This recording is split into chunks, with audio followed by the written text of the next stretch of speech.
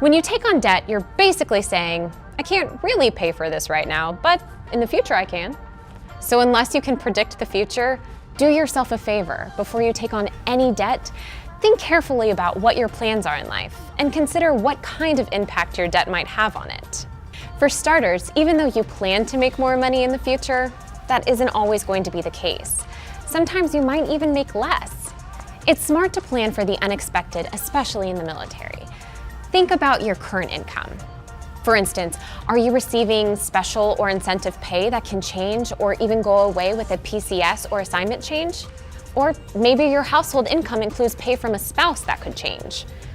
In short, don't live so close to the financial edge that you won't be able to pay your debts if you're reassigned, reclassified, or injured, or even if you leave military service. You also want to think about whether taking on debt will limit your employment options later on, both in the military and outside of it. Too many people get stuck in a job or a role they hate because they can't afford to leave it for a job that would make them happier but pay them less. And what happens if you move?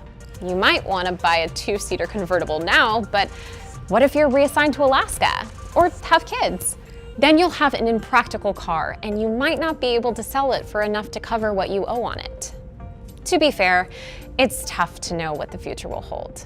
Still, it's best to consider what you think you'll be doing before you commit to making payments that could burden you for years to come.